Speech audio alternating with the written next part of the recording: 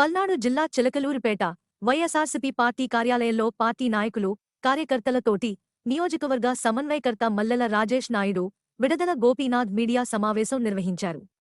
ఈ సందర్భంగా రాజేష్ నాయుడు మాట్లాడుతూ, చిలకలూరిపేట నియోజకవర్గ సమన్వయకర్తగా నాకు అవకాశం కల్పించిన రాష్ట్ర ముఖ్యమంత్రి జగన్మోహన్ రెడ్డి, సజ్జల రామకృష్ణారెడ్డి, వైద్య ఆరోగ్యశాఖ మంత్రి విడదల రజని, ఎమ్మెల్సీ అప్పిరెడ్డి, ఎమ్మెల్సీ మర్రి రాజశేఖర్, పార్లమెంటు సభ్యులు లావు శ్రీకృష్ణ దేవరాయలు వీరందరికీ ముందుగా పేరు పేరున ఆయన ధన్యవాదాలు తెలియజేశారు. చిలకలూరిపేట నియోజకవర్గ వైఎస్ఆర్సీపీ సమన్వయకర్తగా ప్రజలకి ఎప్పుడూ అందుబాటులో ఉంటానని హామీ ఇచ్చారు.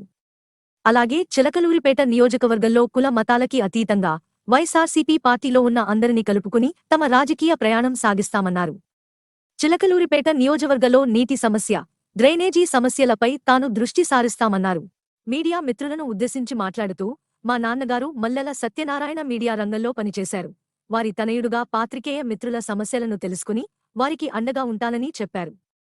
ముఖ్యమంత్రి శ్రీ వైఎస్ జగన్ మోహన్ రెడ్డిని, రాష్ట్ర వైద్య ఆరోగ్యశాఖ మంత్రివర్యులు విడదల రజనిని మర్యాదపూర్వకంగా కలిసి కృతజ్ఞతలు తెలిపారు. మల్లెల రాజేష్ నాయుడు, విడదల గోపి, మార్పు కోసం మనం సైతం, media buzz, Telugu news channel.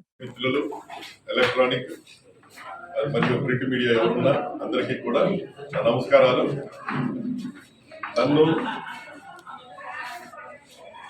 Chilakaluripet నియోజకవర్గ ఇన్ఛార్జిగా నా మీద ఎంతో నమ్మకం ఉంచి మరియు పార్టీ ఇచ్చిన ఆదేశాలను మా గౌరవ మంత్రివర్యులు విడదల రజనీ గారి చేతుల మీదుగా అందుకున్న ఈ పదవిని నా జీవితంలో నాకు వచ్చిన ఈ అవకాశాన్ని నాకు ఇచ్చిన మా గౌరవ ముఖ్యమంత్రి వర్యులు శ్రీ వైఎస్ జగన్మోహన్ రెడ్డి గారికి జీవితాంతం రుణపడి ఉంటారని, అలాగే నాకు ఈ అవకాశాన్ని ఇచ్చిన మరొకసారి తెలియజేసుకుంటూ మా గౌరవ మంత్రివర్యులు విడదల రజనీ గారికి, అలాగే నా సోదరుడు విడదల వేణు గోపీనాథ్కి మరియు మా వైఎస్ఆర్సీపీ పార్టీ చిలకలూరిపేట నియోజకవర్గ కార్యకర్తలు, నాయకులు అందరూ వారు నాపై పెట్టిన నమ్మకాన్ని మేమందరం కలిసి రాబో ఎన్నికల్లో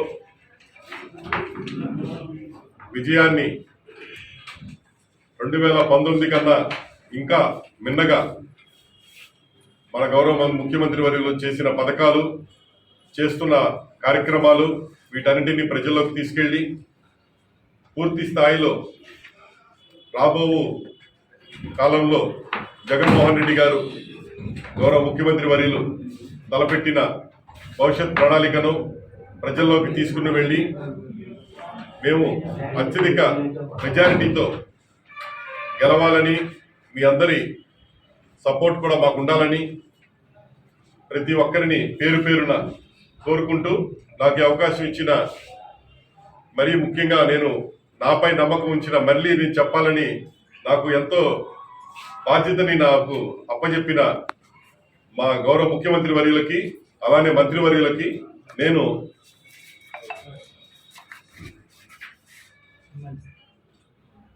మా ఎమ్మెల్సీ మర్రి రాజశేఖర్ గారికి పూర్తిగా అందరికీ కూడా నేను కృతజ్ఞతలు తెలియజేసుకుంటున్నాను. అలానే మా ఎంపీ లావు కృష్ణదేవరాయలు గారికి, వారు కూడా నాపై ఉంచిన నమ్మకాన్ని ప్రతిదీ కూడా నేను అందరినీ కలుపుకొని వెళ్తూ ఈ కార్యక్రమానికి ఇచ్చేసిన పాత్రికేయ మిత్రులందరికీ కూడా ధన్యవాదాలు తెలియజేసుకుంటున్నాను. ఈ డేటా మొత్తాన్ని కూడా తొందరగా పంపించి వాళ్ళకి నష్టపరిహారాన్ని పూర్తి స్థాయిలో, మరియు ఇది రైతు ప్రభుత్వంగా ముఖ్యమంత్రి గారు ఆల్రెడీ దీన్ని రుజువు చేసి చూపించారు. ప్రతి ఒక్కరికి ఆయన చేస్తున్న డైరెక్ట్ బెనిఫిషరీ స్కీమ్ ఏదైతే ఉందో డిపిటి స్కీమ్, దాని ద్వారానే డైరెక్ట్ గా వాళ్ళ అకౌంట్లకి డబ్బు జమ చేయబడుతుంది. దాని ద్వారానే డిపిటి స్కీమ్ ద్వారా చేయడం ద్వారా ఏదైతే పారదర్శకంగా జరుగుతుందో, కానీ ప్రచారం లేకపోవడం వల్ల ఇదంతా ఎవరికి తెలియడం లేదు. దీన్ని ప్రచారంగా చేయాలి. ప్రతి ఒక్క రైతాంగానికి జరిగే ప్రతి లాభాన్ని కూడా మీరు మీడియా ద్వారా ప్రచారం చేయాలని నేను సౌనీయంగా కోరుకుంటున్నాను. అట్లానే డ్రైనేజ్ సమస్య మన చివరి వరకు ఉంది. డ్రైనేజ్ సమస్య మీద చిలుకలూరుపేట నియోజకవర్గంలో డ్రైనేజ్ సమస్య మీదే కాదు, మీడియా ముఖంగా మంత్రి గారి ద్వారా ఆల్రెడీ మేము గతంలోనే చర్చించుకున్నాం. ఏదైతే మనకి ఓగేరు వాగుకి కరకట్ట నిర్మాణం జరిగిందో, అలాగే ఫస్ట్ ఆఫ్ ఆల్ ఇక్కడ మన వాగుకి ఇక్కడ కుప్పగంజి వాగు కూడా కరకట్ట నిర్మాణానికి పూర్తిగా అంచనాలు వేయడం జరిగింది. డిపార్ట్మెంట్ ద్వారా పూర్తి స్థాయి డేటా అంతా తెచ్చారు. దానికి ఫండ్స్ శాంక్షన్ చేయించడానికి ముఖ్యమంత్రి గారి దగ్గర ఈ ఫైల్ పెట్టి ఉన్నాం. అలాగే టౌన్ లో కానివ్వండి, ఇతర ప్రాంతాల్లో, టౌన్ కి చుట్టుపక్కల పరిసర ప్రాంతాల్లో ఏదైతే ఇండస్ట్రియల్ ఏరియాలో కూడా పూర్తిగా డ్రైనేజ్ సమస్య ఉండకుండా పూర్తి ప్రణాళిక, దానికి సంబంధించిన ఎస్టిమేషన్ అన్ని వేయడం జరిగింది.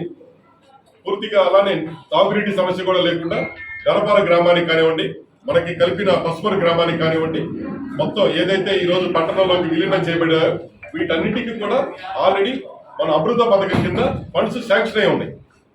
దీన్ని కూడా మీడియా ముఖంగా మీరు ప్రతి ఒక్కరికి తెలియజేయాలని, సోషల్ మీడియాలో కూడా అందరూ వీటికి సంబంధించిన డేటాను మీకు పంపిస్తాం. ఆ డేటాని అందరికీ ప్రజలకు తెలియజేసే విధంగా తెలియజేయాలని కోరుకుంటున్నాను. ఇంకొక మాట అన్న, మా జర్నలిస్టులకి కొన్ని సమస్యలు ఉన్నాయి. ఇంతవరకు పరిష్కారం అనేది చేయలేదు. మీ ద్వారా ఎందుకంటే దాన్ని చాలా ఇబ్బంది పడే వాళ్ళు ఉన్నారు. చాలా రకాల కొంచెం సమస్యల లిస్ట్ ఇస్తే దాన్ని ఏంటండి ఇప్పుడే నాయుడు అన్న ఇప్పుడే ఒకసారి మాట్లాడతారు.